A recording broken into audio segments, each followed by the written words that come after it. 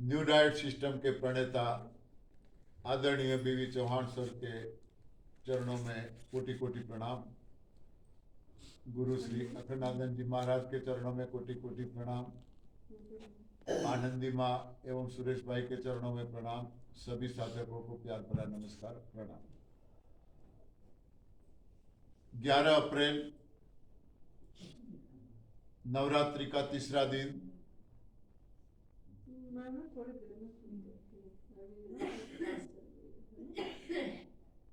कल हम सब ने देखा कुदरत के सहारे जीने वाले कोई पशु पक्षी बीमार नहीं है। ये लोग 3 चीजों को अच्छी तरह से जानते हैं। न सिर्फ जानते हैं, अपने जीवन में उन्होंने अपनाया है पूरी निष्ठा से, कहीं कोई गलती नहीं करते, इसीलिए वो स्वस्थ मस्त तंदुरुस्त है।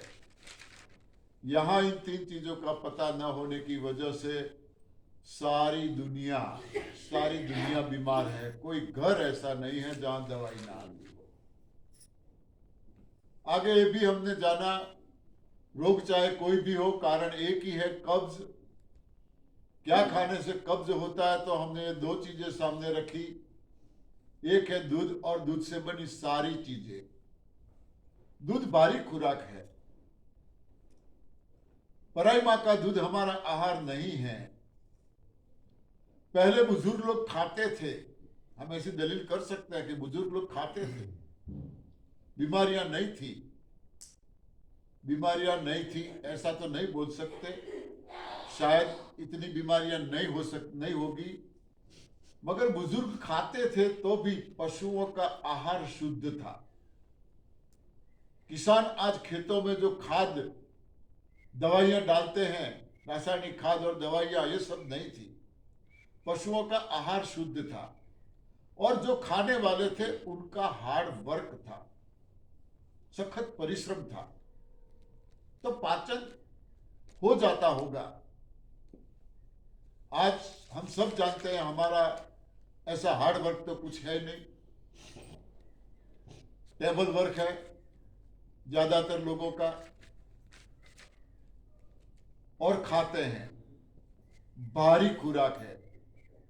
हमारा आहार नहीं है, पाचन नहीं होता है, उसका जो मल बनता है वो चिकना बनता है और हमारी आंतों में चिपक जाता है। हमारी आंतों के साथ हमारी बॉडी के 71 पार्ट्स जुड़े हुए हैं आंतों से, वहीं से पोषण मिलता है। जो पार्ट्स के आगे मल चिपक गया, मेरे ख्याल से यहाँ हाथों का एक लगाना चाहिए पोस्टर, हमारे पास है। जो पार्ट्स के आगे मल चिपक गया वो ब्लॉकेज हो गया, वहां ब्लॉक हो गया।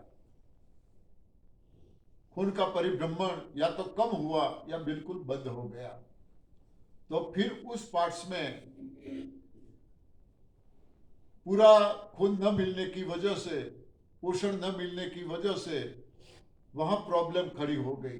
अब उसका नाम आप कोई भी दो, रोग का नाम, कारण इतना ही है, जैसे चश्मे हैं तो उनकी जो वेन है वहां ब्लॉक हो गया, सर्कुलेशन कम हो गया, कम दिखने लगा। खोल दो, वहां से कूड़ा निकाल दो, सर्कुलेशन स्टार्ट हो जाएगा, आपके चश्मे चले जाएंगे, मेरे चले गए, 2 नंबर थे दोनों आंखों में, चला जाएगा। सिंपल बात है। कोई भी दर्द हो, कारण वही है, वो पार्ट्स के आगे, चाहे नी पेन हो, चाहे कमर का पेन हो, चाहे कोई ट्यूमर हो, कुछ भी हो, चाहे हार्ट प्रॉब्लम हो, सर्कुलेशन कम है या बंद हो गया है, वहां कूड़ा चिपक गया है, निकाल दो। ऐसे पका हुआ आहार हम आग पे पकाते हैं, ऑयल डालते हैं, मिर्च मसाले डालते हैं, पानी डालते हैं, उबालते रहते हैं, वो भी चिकना आहार बन जाता है। दालें जो भी हैं, दालें वो भी सारी चिकनी है, चाहे उड़द की हो, मूंग की हो, अरहर की हो, जिसकी भी हो, वो भी सारी चिकनी है। आटा कोई भी चिकना है, सारे आटे चिकने हैं। तो ये भी एक चिकना आहार है। और सबसे बड़ी बात यह है कि यह हमारा आहार नहीं है, बाहरी आहार है। इसका भी जो मल बनता है वो भी चिकना बनता है और वो भी आंतों में चिपक जाता है। बीमारी की वजह सिर्फ ये है। तो ये दो चीजों को हमें बंद करना पड़ेगा, तब जाके रिजल्ट मिलेगा। नो डाउट, पका हुआ आहार जो भी हम घर में बनाते हैं, हाँ, जब तड़का लगाते हैं ना, तब तड़के की भी स्मेल कुछ और होती है, अच्छा लगता है। हाँ, तड़के की स्मेल भी बहुत अच्छी लगती है। कोई पूछते हैं अगल बगल वाले, अरे क्या बन रहा है? हाँ, स्मेल बहुत अच्छी आ रही है, क्या बना रहे हो? किस चीज की स्मेल आ रही है? जो चीजें हमने ऑयल में डाली हैं वो जल रही है। हाँ, वो जल रही है, उसके सत्व तत्व खत्म हो जा रहे हैं, उसकी स्मेल आ रही है। टेस्टी भी लगता है, जो भी बनाते हैं खाते हैं तो टेस्टी भी लगता है, नो डाउट, मजा आता है खाने में, बहुत खाया है। मगर हमें यह भी सोचना जरूरी है, बॉडी में टेस्ट की जरूरत किसको है?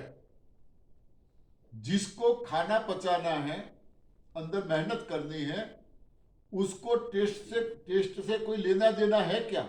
नहीं। टेस्ट की जरूरत किसको पड़ती है? सिर्फ और सिर्फ हमारी जिह्वा, हमारी जुबान, हमारी जीभ।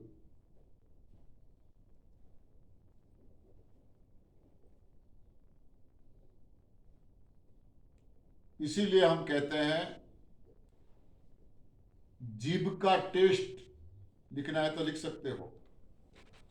जीभ का टेस्ट बॉडी में डलवाए वेस्ट, वेस्ट यानी कूड़ा। जीभ का टेस्ट बॉडी में डलवाए वेस्ट। यदि बॉडी में डाला वेस्ट, रोग बनेंगे हमारे गेस्ट।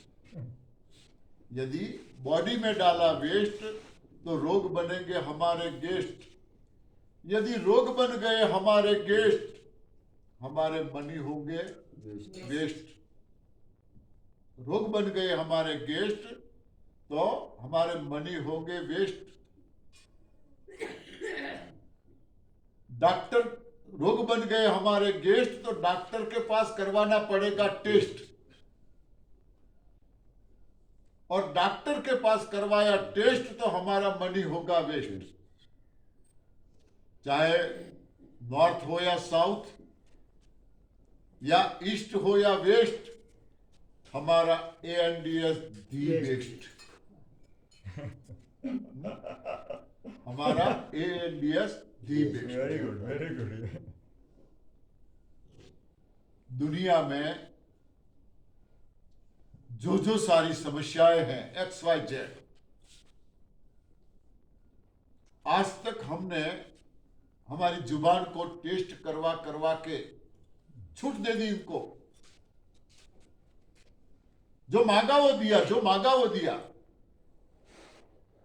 जैसा मांगा वैसा दिया। जुबान को मजा करवाया तो जुबान ने हमें सजा दी। 3 काम बहुत अच्छे किए जुबान ने, 3 काम हमने उनको इजाजत दी, छूट दी, मजा करवाया। 1,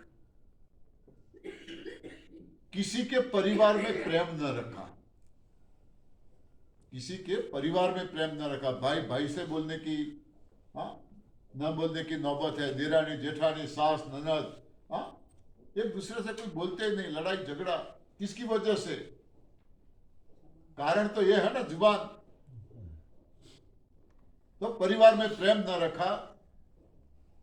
दूसरा ये किया, समधियों में स्नेह न रखा। हाँ, बच्चों की शादी ब्याह करते, सगाई करते हैं, तब तो कितना प्रेम होता है। हाँ, आज बोलने की भी आदत नौबत नहीं है। समधियों में स्नेह न रखा। और सबसे बड़ा तीसरा काम ये किया, किसी के शरीर में सुख न रखा। जुबान ने ये 3 काम किए। अब उनको हमने मजा करवाया, उन्होंने हमें ये सजा करवाई, सजा दी। अब पता चला है हमें क्या करना चाहिए। जुबान को दो सजा और हम भुगते चारों ओर की मजा। हाँ, बोल दो, आज तक तूने जो मांगा वो हमने दिया, अब नहीं मिलेगा, अब नहीं मिलेगा, तुझे जो करना है वो कर, रहना है तो ठीक है वरना चली जा। बेचारी कहां जाएगी? हमारी चीर संगीनी, हमारी बॉडी में यदि कोई है जन्म से मृत्यु तक, तो वो हमारी जुबान है। दांत भी साथ छोड़ देते हैं, कान भी साथ छोड़ देते हैं, आंखें भी साथ छोड़ देती है, हार्ट भी साथ छोड़ देता है, पांव भी साथ, सारे अंग एक के बाद एक, किडनी भी साथ छोड़ दे, सारे छोड़ देते हैं। बेचारे कहीं नहीं जाती, चीर संगीनी है, कहां जाएगी वो? कुछ दिनों तक दुखी होगी। हाँ, कुछ दिनों तक दुखी होगी, मन चाहा नहीं मिल रहा है तो फिर मान जाएगी, क्योंकि वो हमारी है, चीर संगीनी है, वो मान जाएगी। ठीक है, चलो अब आपको जो भी लगे वो करो। और फिर ये चीजें उनको टेस्टी लगने लगेगी, जो हम देंगे अब वो चीजें इनको टेस्टी लगेगी। फिर देखो मजा, एक एक एक नया माहौल मिल जाएगा आपको, जीने का एक नजरिया बदल जाएगा। इतनी खुशी मिलेगी, कोई इनके लिए शब्द नहीं है। तो आज तक बहुत मजा करवाया इनको, अब ये चीजों का मजा करवाने की आदत डालो।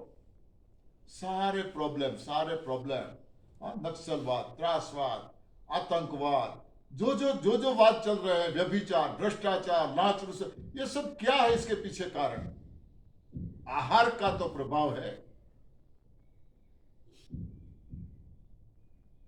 और आहार लेने के लिए जुबान जिम्मेदार है, उनको ये सब चाहिए था। जिसको मेहनत करनी है बेचारा, वो तो डे नाइट मेहनत करता है, क्या डाला क्या नहीं उनको कोई लेना देना नहीं है। हो सके इतनी वो मेहनत करता है, पाचन होता है इतना करता है, बाकी पड़ा रहता है, सड़ता है, वो मरता है। तो ये 2 चीजों को छोड़ो। अब सवाल ये आएगा, मिल्क और मिल्क से बनी सारी चीजें बंद, कितनी चीजें बंद हो गई, पका हुआ आहार बंद, कितनी चीजें बंद हो गई। खाए तो खाए क्या, बचा ही क्या हमारे लिए खाने के लिए? तो आयुर्वेद तो हमें यह समझाता है, दर्द चाहे कोई भी हो, इसका इलाज एक ही है, लंघनम परम औषधम। उपवास से बढ़िया कोई इलाज नहीं है। खाना पीना छोड़ दो। हमारे ऋषि मुनि लंबी आयु भुगतते थे, इसके पीछे का मेन रहस्य, मेन कारण यदि कोई था तो ये था उपवास। ये लोग लंबे समय तक सालों तक उपवास करते थे, और इसीलिए उन्होंने, बहुत बुद्धिजीवी थे वे, उनको पता था कि आने वाली हमारी पीढ़ियां कैसी आने वाली है। इसीलिए उन्होंने उपवास को धर्म के साथ जोड़ दिया। कोई धर्म ऐसा नहीं है जिसमें उपवास का महत्व ना हो, कोई धर्म ऐसा नहीं है। सभी धर्मों में उपवास की बातें हैं, मगर उपवास का सही पता न होने की वजह से, कैसे उपवास करें, कब तक करें, ये सही जानकारी न होने की वजह से व्यासपीठ पर बैठकर एकादशी की महिमा का वर्णन करने वाले संत महात्मा, उन लोगों से लेके हमारे जैसे आम इंसान सब लोग बीमार हैं। व्यासपीठ पे बैठ के एकादशी का वर्णन करेंगे, जैसे कल बताया था वो महात्मा जी कौन है जो दिन में 4-5 बार किडनी ये करवाना पड़ता है, डायलिसिस। हाँ, कितने ज्ञानी है, इनकी बात वीडियो सुनो, मैं सुनता हूँ कभी कभी, कितनी ज्ञान की बातें हैं, क्या क्या नहीं है इनके अंदर। वो ज्ञान किस काम का जो अपने शरीर को भी स्वस्थ न रख सके। हाँ? कितनी सिंपल बात है स्वस्थ रखने की। हाँ, दोनों किडनियां फेल है, 4-5 बार डायलिसिस करवाते हैं, ये बंदा ठीक हो गया, दोनों किडनियां फेल थी, वर्किंग करने लगी। कितनी सिंपल बाबत है। ऐसे सभी धर्मों के संत, महंत, मौलवी, पादरी, जो कुछ है वो सब बीमार है। क्यों? उपवास का सही पता नहीं है, उपवास कैसे करें। उपवास मतलब निर्जल उपवास, निर्जल। कई लोग बोलते हैं हम निर्जल उपवास करते हैं, बस सिर्फ पानी लेते हैं। अरे निर्जल उपवास करते और पानी लेते हो, निर्जल शब्द का अर्थ आप समझे ही नहीं। 2 शब्द है इसमें, निहि प्लस जल, उसको अलग करो। निहि प्लस जल, निहि यानी नहीं, जल यानी जल, पानी। पानी भी नहीं, पानी क्यों नहीं वो मैंने बताया कल। पानी आहार है, पानी संपूर्ण आहार है। जैसे दूध संपूर्ण आहार है, वैसे पानी संपूर्ण आहार है। आनंदी मां सिर्फ पानी पे नवरात्रि उपवास कर रही है। पानी में से भी हमारी बॉडी को जो जो चीजें चाहिए, विज्ञान की बातें करें तो विटामिन वगैरह जो जो चीजें चाहिए, सारी चीजें सिर्फ और सिर्फ पानी में से भी हमें मिल सकती है। कड़ी भूख लगी है और आपने 1 लोटा पानी पी लिया और तुरंत आपको कोई बोलेगा चलो खाना तैयार है, खा लो, आप क्या करोगे? खा पाओगे? हाँ? अरे अब क्या खाए, अभी 1 लोटा भर के पानी पी लिया, अब नहीं खा सकते, नहीं खा पाओगे। पानी भी भारी आहार है, हल्का आहार नहीं है पानी। जरूरत से ज्यादा पानी पीने से भी वेट बढ़ता है, मेरा एक्सपीरियंस है। मुझे स्टोन थे, डॉक्टर ने बोला था ज्यादा पानी पियो, ज्यादा पानी पियो। दिन में 14-15 लीटर में पानी पीता था, वेट बढ़ता जा रहा था, स्टोन भी बड़ा होता जा रहा था। निकलने की बात 3 mm का स्टोन था, वहीं से दवाई और ये सब डॉक्टर के कहे मुताबिक चालू रखता गया। जब भी पेन होता था हॉस्पिटल जाते थे, डॉक्टर बोलते थे कि बढ़ रहा है, स्टोन बड़ा हो रहा है। 8/20 mm का हुआ, तब डॉक्टर ने बोला कि अब ये विदाउट ऑपरेशन नहीं निकल सकता, अब ऑपरेशन करना पड़ेगा। अरे भाई, पहले से मैं आपको बोल रहा हूँ, आपकी दवाई ले रहा हूँ, ट्रीटमेंट ले रहा हूँ, जैसे आप बोल रहे हैं ऐसा कर रहा हूँ, स्टोन बढ़ा कैसे? भारत में कोई पानी पीने लायक नहीं है। 80% पानी में क्षार है। पानी पीते रहे, उनका क्षार था, वो जमता रहा, स्टोन बड़ा होता रहा। ये सिस्टम मिली, न जाने कब स्टोन कैसे निकल गए, पता ही नहीं चला। कुछ ही दिनों में पानी पिया ही नहीं। तो जरूरत से ज्यादा पानी के भी कई रोग हैं। जल जीवन है, नो डाउट, जल जीवन है, मगर मैंने बोला था कि इसको हर रोज डालते रहो पानी। इसमें जौ बोए हैं तो हर रोज पानी डालो, देखते हैं उगते हैं क्या? हाँ, दाने सड़ जाएंगे अंदर। अति सर्वत्र वर्जयेत, कोई भी चीज अति सर्वत्र वर्जयेत। हर किसी की लिमिट है। तो उपवास मतलब विदाउट वाटर, पानी पीने। मगर ऋषि मुनि होशियार थे, उन्होंने सोचा ये पानी के बिना तो उपवास नहीं कर पाएंगे, ऐसा उपवास तो नहीं कर पाएंगे। थोड़ी छूट दी उन्होंने, थोड़ी। यदि आप निर्जल उपवास नहीं कर सकते हो तो आप फलाहार कर सकते हो। फलाहार का मतलब फल का आहार, फल खा सकते हो। मगर हम ठहरे बुद्धिजीवी, हाँ, हमने फलाहार शब्द का अपभ्रंश कर लिया और फराल शब्द लाया, एक नया शब्द फराल। और आज फराल में क्या क्या चीजें नहीं बनती हैं, क्या क्या चीजें नहीं बनती हैं, नहीं मिलती हैं। रोटी से लेके आलू पराठे हो, पकोड़े हो, जो भी हो, सब कुछ, कोई चीज ऐसी नहीं है फराल से न बनती हो। उपवास के दिन हम हर रोज जो खाते हैं उससे ज्यादा खाते हैं या कम? क्यों? और फिर भी साइकोलॉजिकली हमें लगता है हमारा फास्ट है और हमें भूख लग रही है, और फिर भी पूरा दिन घर वालों पे दबाव। कोई काम बताएगा नहीं, आज नहीं, आज मेरा फास्ट है, आज मेरा फास्ट है, आज ज्यादा खाया होता है। हाँ, और घर वाले भी कोई दूसरा काम बताते, इनको काम मत बताओ, उनका आज फास्ट है। हाँ, फास्ट किस चीज का फास्ट है? वो व्रत नहीं होता, फास्ट खाने का फास्ट है। व्रत नहीं होता, चरत होता है। हाँ, उस दिन ज्यादा खाते हैं। उस दिन ज्यादा खाते हैं। क्या मतलब उपवास का? वही तो मैं बोल रहा हूं। व्यासपीठ पर बैठे बैठे संत महात्मा भी एकादशी का वर्णन की बातें करेंगे और लेक्चर पूरा होते ही फराल पर टूट पड़ेंगे। यज्ञ में बैठते हैं, यजमान हैं हम, कथा में बैठते हैं, कथा यज्ञ पूरा हुआ नहीं, आप लोगों का खाना अलग, पंडितों का खाना अलग, फराल टूट पड़ते हैं। राजगरा का शीरा, हलवा जिसे बोलते हैं, पराठे, क्या क्या क्या क्या नहीं, दही, बस खाते रहो, फिर भी उपवास, फिर भी उपवास।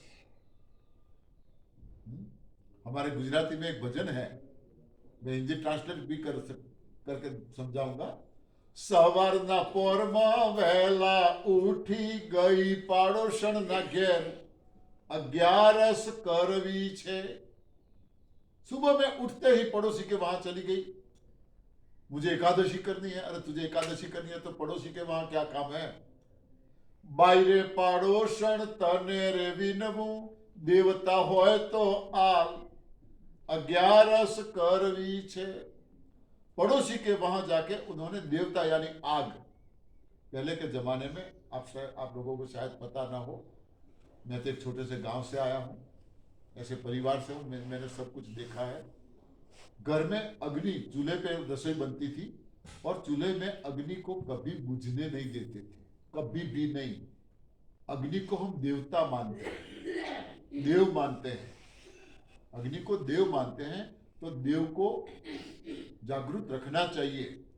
रसोई का काम पूरा हो गया, गाय भैंस के जो उबले होते थे उसको रख देते थे उसके ऊपर और राख उस पर ढांक देते थे। सुबह में शाम को जब भी जरूरत पड़ी रसोई बनाने की तो राख को एक और करके थोड़ा सा कुछ ऐसा डाल के फूंक लगाते थे, अग्नि प्रज्वलित हो जाती थी। माचिस से नहीं थी, लाइटर की बात छोड़ो, माचिस से किसी भाग्यशाली के घर में थी। हमारे घर में कभी माचिस नहीं थी, हम माचिस नहीं खरीद सकते थे, ये हालत थी हमारी। तो किसी को आग बुझ जाती थी तो पड़ोसी के वहां बर्तन लेके, मट्टी के मटके होते थे, उसके ऊपर ढक्कन भी मिट्टी के ही होते थे, ढाकनी जिसे बोलते हैं, ढक्कन, उसको लेके जाते थे।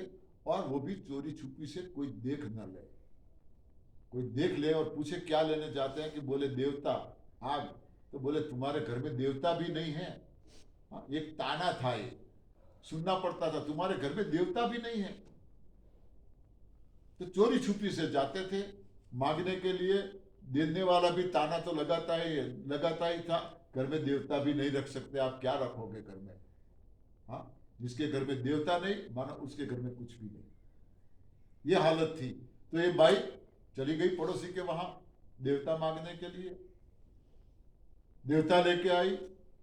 7 શેરનો શીરો બનાવ્યો, પૂરી કરી 5 શેર, 11 करवी छे। हलवा बना लिया 7 शेर का, 3.5 kg, 2.5 kg की पूरी बना ली, आगे बहुत कुछ है। ये सारी चीजें बनाई, खाई रे पीने हूं तो खाटले सूती, મને ચડ્યો છે તાવ 11 करवी छे खा पी के खटिया में सो गई अब बुखार आ गया। हाँ, हम ऐसी एकादशी करते हैं, ऐसा उपवास करते हैं, न जाने क्या क्या खाते पीते रहते हैं, इसीलिए सब बीमार हैं। बड़े बड़े धर्माचार्य सभी धर्मों के, वहां से लेके हम जैसे आम इंसान सब बीमार हैं। उपवास यानी विदाउट वाटर लंघनम परम औषधम। क्यों उपवास, वो मैंने कल बताया था। आहारम पचती सीखी। डॉक्टर हमारे अंदर है, हम उनको मौका दें। उपवास का ये महत्व है। मगर अब यहां एक सवाल हमारे दिमाग में आना चाहिए, कोई नहीं बोलता ये सवाल। मानो हमें पैरों में, हमारे पांव में कांटा चुभ गया है, हम नहीं निकालते हैं। नहीं निकालना, चलो रहने दो। क्या होगा वहां, कौन बताएगा? बस जम जाएगी। हाँ, वहां जख्म हो पस, जाएगा। वहां पस जम जाएगी, वहां पस होगी, पेन होगा, धीरे धीरे अंदर पस होगा, और फिर पस बाहर निकलेगा, उसके साथ कांटा निकलेगा कि नहीं? निकल जाएगा। उसके साथ कांटा भी निकल जाएगा। कांटा इतना छोटा हुआ दिखाई नहीं देगा। हाँ, कांटा इतना छोटा है, बारीक, ठीक से हम देख भी नहीं सकते। तो ये पस किसने बनाया? मैं अभी बोलूं आप में से किसी सभी को कि कोई एक मुझे एक आध बूंद अपनी बॉडी में से पस निकाल के दो। निकाल पाएंगे? हाँ, कहीं पे भी पस नहीं है। तो ये प्रोसेस किसने शुरू की कांटे को निकालने की? हाँ, परमात्मा ने। कि ये आलसी कांटा निकालता नहीं है, तो इनको दिक्कत हो सकती है, चलो मैं निकाल देता हूं। कांटा देखे तो बारीक सा है, ठीक से दिखाई भी नहीं देता है। तो हमें यह सोचना चाहिए कि हमारी बॉडी में इतना बारीक कांटे की भी जरूरत नहीं थी, तो कुदरत ने निकाल दिया। मतलब बॉडी में जिस चीज की जरूरत नहीं है, कुदरत नहीं रखती है, वो निकाल देती है, चाहे हम न निकाले तो भी। तो यह सवाल होना चाहिए कि ये मल क्यों नहीं निकालती, जो चिकना फंसा है हाथों में, जिसकी वजह से हम बीमार हैं, उसको क्यों नहीं निकालती? ये सवाल होना चाहिए। जब कार्य नहीं तो कैसे निकालेंगे? हम इसके बारे में सोचते ही नहीं। कुदरत वो मल को भी नहीं रहने देती, मगर हम ठहरे बुद्धिजीवी, ये मैं बार बार बोलूंगा, माफ करना। Super science. हाँ, हम ठहरे बुद्धिजीवी, ये मल को निकालने के लिए कुदरत जो जो प्रोसेस करती है, उसको हम रोग मानते हैं, और उसकी हम दवाई लेते हैं, और उस पे हम बूच लगा देते हैं। दवा बूच देते लगा देते हैं। दबा देते। सीधी तरह से निकलता नहीं है, गलत आहार लिया है, गलत मल बना है, आंतों में चिपक गया है, सीधी तरह से डायरेक्टली नहीं निकलता है। तो कुदरत उसको निकालने के लिए अलग अलग स्वरूपों में बदलती है, जैसे कफ, गैस, पित्त, वात। मेन ये 4 चीजों में उसका रूपांतरण करती है गैस का। अब गैस का रूपांतरण कफ में किया, मल का रूपांतरण कफ में किया, कफ बना दिया मल का। अब कफ बन गया है, तो कफ कहां से निकलेगा? कफ निकलने की जगह क्या है? नाक और मुंह। क्या होगा? सर्दी या जुकाम। सर्दी जुकाम होगा तो अंदर से कफ ही निकलता है ना। मगर सर्दी जुकाम को हम क्या मानते हैं? बीमारी, रोग मानते हैं। तुरंत इसका इलाज, कोई बोलेगा तुलसी, लौंग, ये सारी चीजों का काढ़ा बना के पी लो। कोई और इलाज बोलेंगे, और कोई मेरे जैसा आ जाएगा, अरे यार इससे नहीं मिटती, आप चले जाओ ये डॉक्टर के पास, मुझे हुई थी, मैं गया था, 1 ही दिन में खत्म। देखो, डॉक्टरों का प्रचार हम करते हैं, डॉक्टर थोड़े हमारे घर पे आते हैं कि आप हमारे वहां आना। हाँ, उनका प्रचार हम करते हैं। चले गए डॉक्टर के पास, बोले क्या है, बोले सर्दी जुकाम है। विकोरेल कोई बात नहीं, ये नॉर्मल है। विकोरेल ले लो। हाँ, नहीं ये तो नॉर्मल है, दवाई नहीं लोगे तो भी 3-4 दिन में या 1 हफ्ते में ठीक हो जाओगे, दवाई लोगे तो भी। अच्छा डॉक्टर होगा तो वो ऐसा बोलेगा, दवाई की जरूरत नहीं है इसमें, नॉर्मल है। हाँ बोले नहीं नहीं नहीं, रहा नहीं जाता, सहा नहीं जाता, हाँ बारम्बारी गोली दे दो। डॉक्टर के पास जाके हम डॉक्टर बन जाते हैं, बारम्बारी गोली दे दो, आज ही ठीक होना चाहिए, वरना ऐसा करो गोली नहीं इंजेक्शन दे दो। अब इंजेक्शन की जरूरत है गोली की, और डॉक्टर को पता है हमको, हम डॉक्टर बन जाते हैं वहां पे। ऐसा करो बॉटल चढ़ा दो, किस चीज की बॉटल? हाँ, फिर तो डॉक्टर लोग भी सुबह में हॉस्पिटल में आते हैं, अपने जो पूज्य देवी देवता है उनकी तस्वीरें होती है, मंदिर साथ जैसा होता है, दिया अगरबत्ती जलाते हैं। किस लिए? आज कोई हमारे यहाँ ना आए इसलिए। नहीं, बकरा आ जाए, उनका भी सीजन होता कोई है। बकरा आ जाए। पेशेंट्स आ जाए, हाँ, ज्यादा से ज्यादा पेशेंट आए तो फिर सोचेंगे कि उनकी दुकानदारी है। ये आ गया है। हलाल करो बकरे को। हाँ, यह हालत है हमारी। कौन सी दवाई देंगे? सिर्फ और सिर्फ बॉडी में से जो कफ निकल रहा है उसको सुखाने की। सूख गया, निकलना बंद हो गया। अब जो निकल रहा था नाकों में से वो कूड़ा ही था या और कुछ था? कूड़ा था तो कूड़ा ही, मगर हम ठहरे बुद्धिजीवी। कूड़े की क्या ताकत है, निकले देखे, हाँ बुझ लगा दिया। कुदरत ने बोला ठीक है बेटा कोई बात नहीं, और भी तरीका है मेरे पास, चल 1 गुना तेरा माफ। फिर क्या करेगा? खांसी। अब कूड़ा कफ जम गया है, सूख गया है, तो पहले खाली खांसी आएगी, कुछ निकलेगा नहीं, कुछ दिनों तक खाली खांसी। उसको भी हम रोग समझते हैं, सहा नहीं जाता, उसके देसी घरेलू जो कुछ इलाज है वो करते हैं, इससे ठीक नहीं होता, फिर हॉस्पिटल, फिर वहां जाके बूच लगा दिया। कुदरत बोले ठीक है बेटा कोई बात नहीं, और भी एक रास्ता है मेरे पास, बुखार दस्त कर देता है, दस्त कर देता है।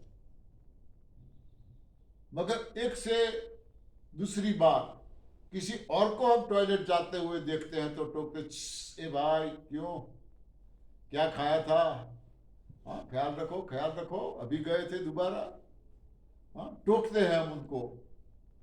हमें जाने की इच्छा होती है तो कभी कभी रोकते हैं, आदत हो जाएगी। या तो टोक टोक के या रोक रोक के, टॉयलेट तो एक ही बार जाना चाहिए, ऐसा माननीय आदरणीय हमारे प्रधानमंत्री नरेंद्र मोदी ने कोई रूल्स बनाया हो, ऐसा चुस्त पालन करते हैं। टॉयलेट तो एक ही बार जाना चाहिए। नेचुरल कॉल बिकम्स पॉइजन, हाँ, जो नहीं जाते। ये क्या है? दस्त हो गया तो फिर इसका इलाज, कोई बोलेगा बाजरे की रोटी और दही खा लो, कोई बोलेगा इसबगुल और दही खा लो, हाँ कोई ना कोई नुस्खे, इन सबसे ठीक नहीं होता है, फिर हॉस्पिटल। अरे भाई कूड़ा निकल रहा है, हाँ कूड़ा निकल रहा है, निकलने दो ना। मगर हम ठहरे बुद्धिजीवी, नहीं अंदर ही रहना चाहिए। फिर उसके पर बूच लगा ली। अब बुखार होता है, बुखार आता है, वो भी एक इलाज है। कुदरत बॉडी को गर्म करके मल को जलाने का काम करती है।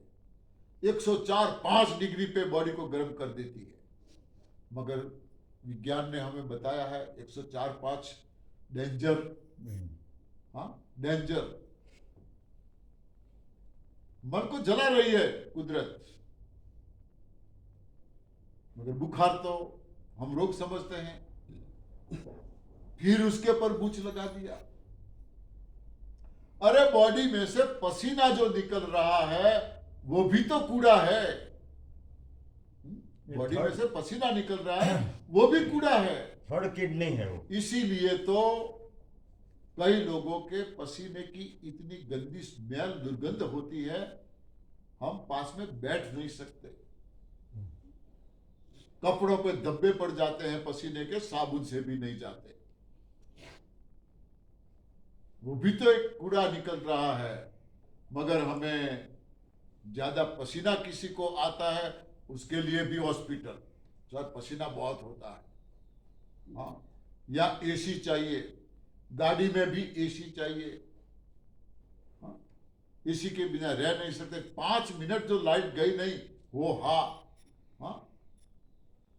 मैं कभी भी फैन के नीचे नहीं बैठता। एसी तो घर में है ही नहीं, मेरी हालत ही नहीं है एसी रखूं। फैन के नीचे भी मैं कभी नहीं बैठता, कभी नहीं, चाहे कितनी हमारे वहां 50-50 तक गर्मी होती है, नहीं बैठते फैन के नीचे भी, बिल्कुल नहीं। रात को खुले आकाश के नीचे सोते हैं, दिन में भी पेड़ों के नीचे रहते हैं, क्या जरूरत है। जितने कुदरत के नजदीक रहोगे, सानिध्य में रहोगे, उतने आप स्वस्थ मस्त तंदुरुस्त रह पाओगे। हमारे रिश्तेदार भी ऐसे होते हैं, घर पे आते हैं, देखते हैं मकान अच्छा बनाया, मगर अभी तक एसी नहीं है आपके पास, एसी नहीं है। हाँ, ये लोग हमें दुखी करने के लिए आते हैं, ये नहीं है आपके पास, ये नहीं है आपके पास, ये नहीं है,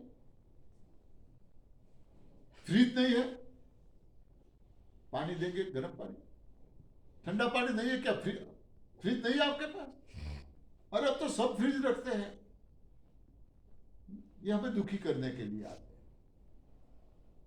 तो पसीना भी कूड़ा निकल रहा है, मगर पसीनों को भी हम रोकते हैं।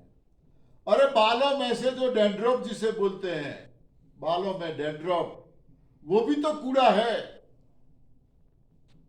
वो भी कूड़ा निकल रहा है, इसको भी हम रोग मानते हैं।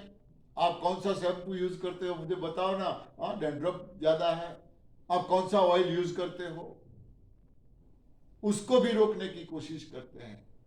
बैठे बैठे नाक में से साफ करते हैं, वो भी तो कूड़ा है, कहां से घुस गया, हाँ वो कूड़ा है। कानों में से निकालते हैं, वो भी कूड़ा है।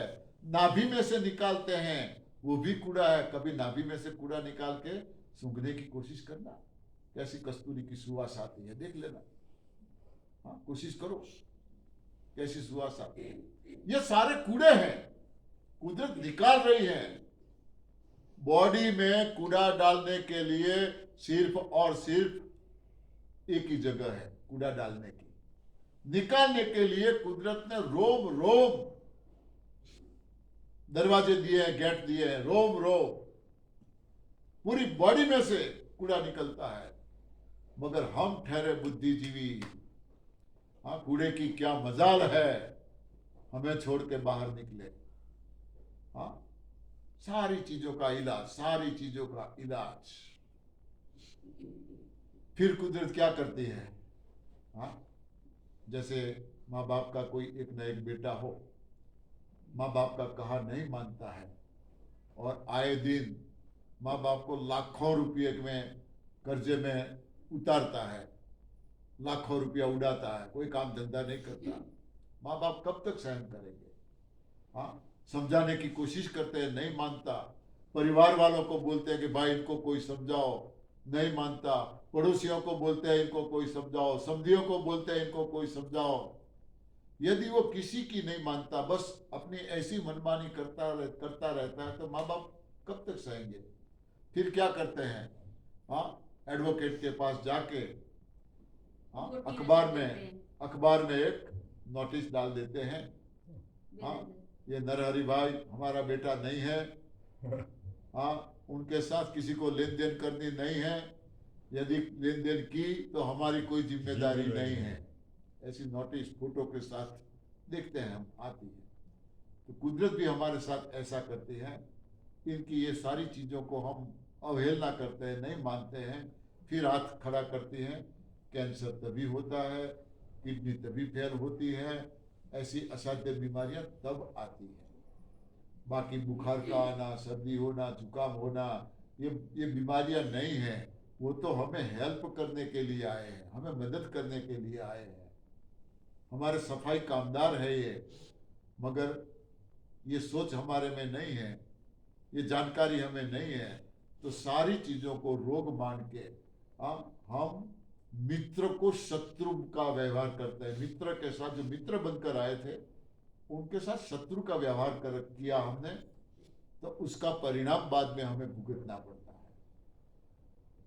यदि आप ये सिस्टम पूरी निष्ठा से फॉलो करते हो तो आपके साथ भी ऐसा कोई ना कोई प्रॉब्लम आ सकता है, क्योंकि अब कुदरत को आपने मौका दिया है कूड़े को बाहर निकालने का।